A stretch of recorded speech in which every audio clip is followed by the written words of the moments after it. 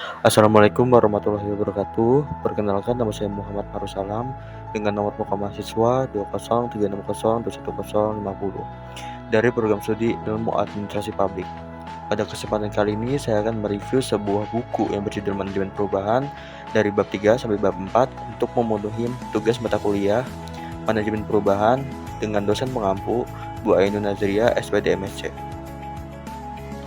Yang pertama yaitu bab 3 yang berjudul Perubahan Organisasi. Kita mulai dari definisi perubahan. Perubahan adalah kebutuhan manusia, baik perubahan yang datangnya dengan cepat atau juga lambat. Dalam konteks kehidupan manusia, manusia tidak dapat hidup secara sendiri. Manusia dituntut dan memiliki fitrah untuk hidup berkelompok. Oleh karena itu, manusia akan lebih sempurna hidupnya jika hidup dalam berkelompok atau organisasi. Aksiomatik sosiologis menyatakan bahwa manusia adalah makhluk individu, makhluk sosial, dan makhluk Tuhan. Fitrah manusia yang tidak dapat hidup secara sempurna jika tanpa berkelompok, berorganisasi, mengharuskan manusia yang ada dalam organisasi melakukan perubahan dengan cara-cara yang bersifat organisasional. Dalam hal ini, Sadler mengemukakan pentingnya memahami perbedaan antara dua jenis perubahan organisasi.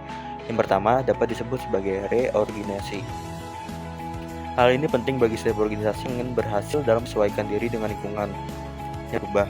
Perubahan tersebut bisa disebabkan oleh angka pertumbuhan yang kecil, diverifikasi yang meliputi produk dan pasar baru, kemunculan teknologi baru, kebutuhan untuk memberikan tanggapan terhadap sumber persaingan baru, atau untuk meraih peluang bisnis baru yang diakibatkan oleh deregulasi. Reorganisasi mungkin juga timbul dari keyakinan bahwa memang sudah waktunya untuk melakukan perombakan. Reorganisasi melibatkan bermacam-macam keputusan dan tindakan mendefinisikan kembali peran orang, menciptakan baru, mengelompokkan kembali aktivitas, mengubah hubungan pelaporan, memperkenalkan sistem dalam sudut lama. Apabila perubahan seperti ini diikuti, maka bisa diperoleh keuntungan tertentu seperti produktivitas lebih tinggi, peningkatan jasa pertumbuhan pangan pasar, penetrasi pasar baru yang sukses, dan lain-lain. Jenis kedua dari perubahan organisasi disebut sebagai transformasi organisasi. Tujuannya jelas, untuk mentransformasi organisasi menjadi bentuk lembaga sosial yang sangat berbeda dengan yang ada sebelumnya. Walaupun banyak tindakan dan keputusan yang sama yang mempengaruhi struktur dan sistem, akan dibutuhkan sebagaimana pada reorganisasi. Seperti perubahan dalam peran, pengelompokan, hubungan transformasi cenderung lebih radikal dan berjangkauan jauh, serta menyangkut proses seperti mengurangi jumlah tingkat hierarki atau menciptakan kelompok kerja otonom. Sebagai tambahan, transformasi organisasi akan selalu melibatkan perubahan dalam nilai, perilaku, dan keyakinan, yaitu elemen dari budaya perusahaan. Kedua jenis perubahan atas bukanlah perubahan yang berbeda dalam mencapai tujuan. Kedua jenis perubahan tersebut hanya untuk mempertegas pendekatan apa yang akan dilakukan, melihat dan melakukan perubahan sesuai dengan kebutuhan, dan dalam konteks pada saat tertentu. Yang pasti, bahwa perubahan harus dilakukan secara bersama-sama dan bukan hanya satu atau beberapa orang saja. Menurut Peters, organisasi tidak dapat sukses jika hanya dijalankan oleh satu orang. Organisasi membutuhkan usaha gabungan dari banyak orang untuk menanggapi perubahan dengan cepat sesuai kebutuhan. Perubahan dalam organisasi oleh karena itu harus dilakukan oleh orang ahli, yaitu ahli perubahan. Orang yang ahli maksud di sini adalah orang yang memahami dan mendasar arah dan tujuan organisasi sehingga memiliki landasan yang kuat untuk menentukan program, dan dengan program tersebut organisasi tetap eksis dan merealisasi tujuannya. Untuk yang selanjutnya ada tujuan dan sasaran perubahan secara organisasional. Perubahan dilakukan untuk mengatasi krisis yang akan dihadapi organisasi, terutama krisis pada masa yang akan datang. Krisis dalam organisasi biasanya terjadi disebabkan karena kurang adaptif. Organisasi menghadapi berbagai perubahan. Krisis dalam organisasi disadari setelah berpengaruh terhadap kinerja organisasi secara keseluruhan. Kinerja organisasi yang mengalami stagnasi akan membuat para manajer dalam organisasi melakukan analisis untuk mengetahui apa yang menyebabkan krisis. Setelah krisis berhasil diidentifikasi, seharusnya manajemen organisasi tidak menjadikan krisis sebagai halang yang akan memperlambat organisasi atau mengartikan krisis sebagai faktor negatif, tetapi justru melakukan perbaikan sehingga manajemen organisasi dapat mengatasi krisis sehingga lebih efektif upaya mempertegas tujuan dan sasaran yang akan dicapai organisasi. Yang berikutnya, tahapan-tahapan dalam melakukan perubahan. Tahapan dalam melakukan perubahan adalah bersifat krusial. Dikata demikian karena perubahan harus dilakukan dengan cara-cara yang sistematik agar perubahan tersebut berlangsung secara efektif. Langkah-langkah atau tahapan-tahapan perubahan bisa saja dilakukan dengan pendekatan parsial maupun menyeluruh.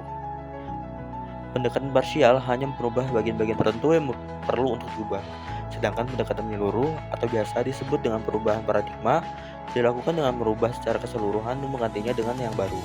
Wacana tentang perubahan tersebut, apakah perubahan yang bersifat parsial atau perubahan paradigma, merupakan fenomena perubahan yang harus dilakukan karena memang situasi menuntut hal seperti itu.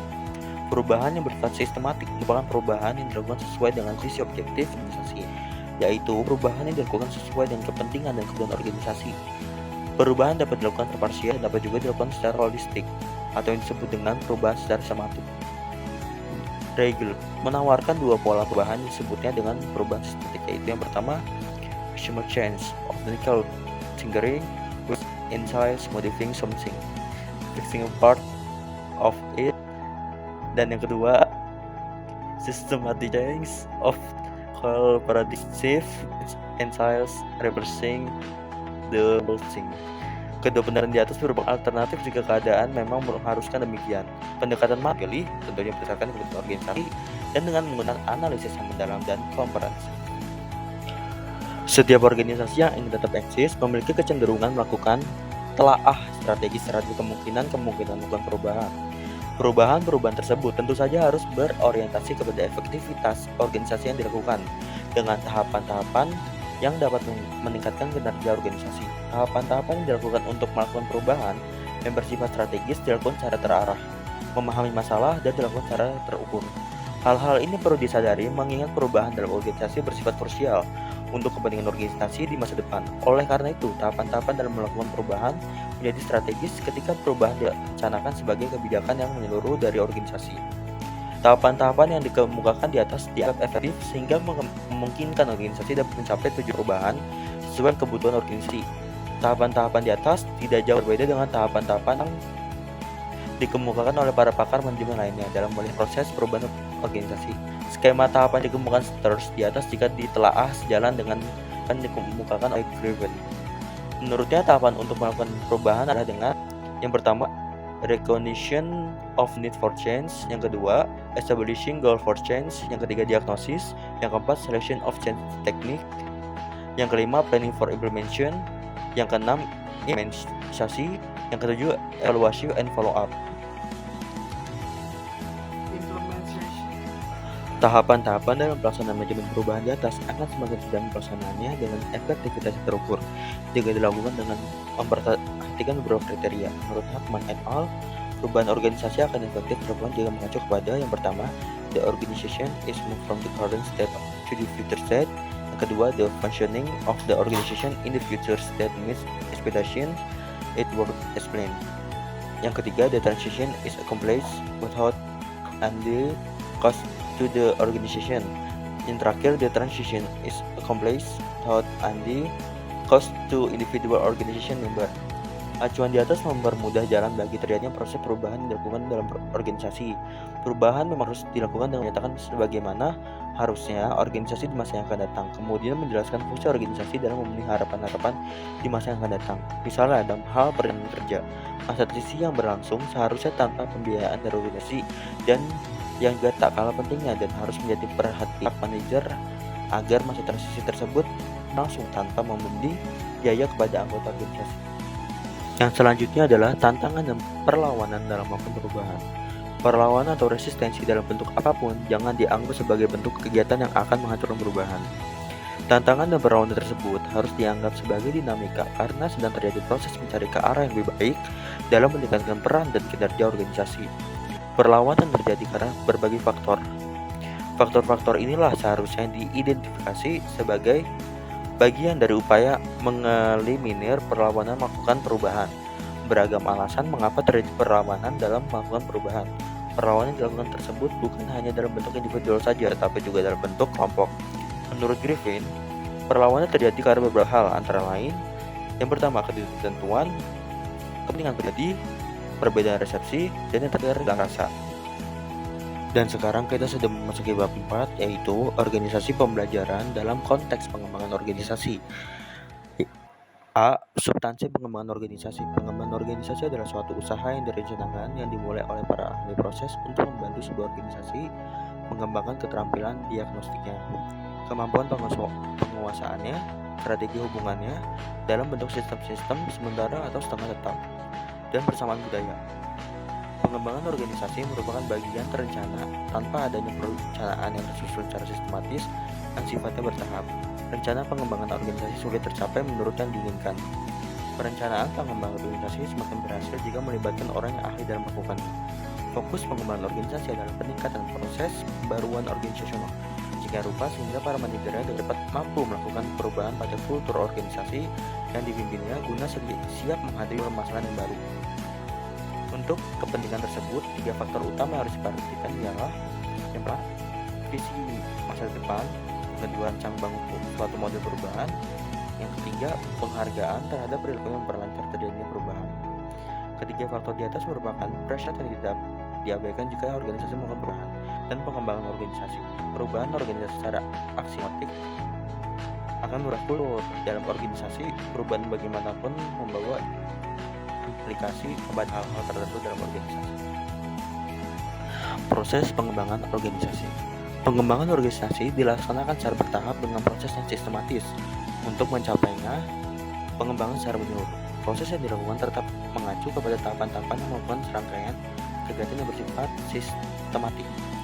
Proses tersebut dapat dilakukan bila para perencana yang berada di dalamnya dapat menjelaskan prosedur-prosedur apa saja yang harus diperhatikan dan ditekankan dalam operasionalnya. Proses yang dimaksud di sini adalah pelaksanaan suatu program yang dilakukan berdasarkan rencana secara bertahap, dan dengan proses tersebut pencapaian tujuan rencana diketahui secara terukur sehingga dapat dinilai keberhasilannya yang akhirnya dapat dievaluasi untuk mengetahui efektivitas pencapaian. Pembinaan dan pengembangan organisasi perguruan tinggi. Organisasi perguruan tinggi memiliki kekhasan tersendiri jika dibandingkan dengan organisasi lain. Kekhasan tersebut bukan berarti perguruan tinggi menjadi terasing dan mengasingkan diri dari lingkungannya. Justru kekhasannya adalah memiliki kemampuan sistematik melakukan perubahan dan pembaruan.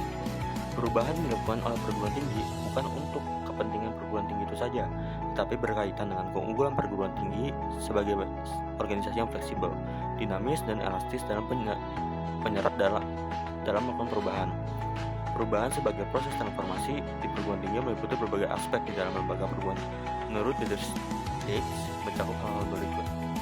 Yang pertama, the mission of the university. Yang kedua, financial restructuring. Yang ketiga, organization and governance. Yang keempat, general characteristic the university. Yang kelima, intellectual transformation. Yang keenam, relation with external constitution. Yang ketujuh, cultural change. Lembaga pendidikan tinggi seperti perguruan tinggi harus menjadi organisasi pembelajar. Tujuannya adalah agar perguruan tinggi setiap saat dapat mendeteksi apa sebenarnya kebutuhan masyarakat pengguna jasanya. Membentuk manusia pembelajar dalam makna luas tidak bisa instan, melainkan melalui sebuah proses evolusi kesadaran. Diperlukan keseriusan dan rentang waktu yang sangat panjang untuk mencapainya.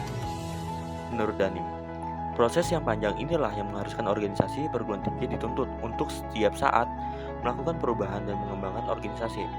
Proses pembelajaran melalui organisasi pembelajaran yang berlangsung setiap saat, di mana perguruan tinggi memahami secara mendasar apa yang harus dilakukannya agar pelanggannya puaskan, merupakan proses yang setiap saat dilakukan. Proses tersebut memang tidak bersifat instan, dan pada saat itu juga dapat dilihat atau dirasakan hasilnya. Organisasi pembelajaran tidak menjadikan pembelajar yang berada di dalamnya sebagai orang yang hanya mampu berpikiran kritis dan terpenuhinya kebutuhan sesaat, tetapi justru organisasi pembelajaran membuat para pembelajar dapat perencanaan matang melalui langkah pengidentifikasian terhadap apa yang menjadi masalah. Setelah itu barulah melakukan diagnosis untuk menentukan langkah, prognosis, dan evaluasi. Organisasi yang berkeinginan melakukan perubahan melalui pembelajaran yang berlangsung secara terus-menerus harus menyadari bahwa di masa yang datang organisasi tidak bersifat sentralistis, tetapi desentralistik. Organisasi yang bersifat desentralisasi memiliki kemampuan bergerak lebih efektif dan dinamis karena memiliki kewenangan menjalankan fungsinya secara proporsional. Menurut Peter Drucker dan Computers, bahwa organisasi masa depan akan lebih flat, kurang hierarki, dan lebih banyak didesentralisasi. Sekian dan terima kasih atas materi mereview buku manajemen perubahan dari bab 3 sampai bab 4. Kurang lebih mohon maaf. Wassalamualaikum warahmatullahi wabarakatuh.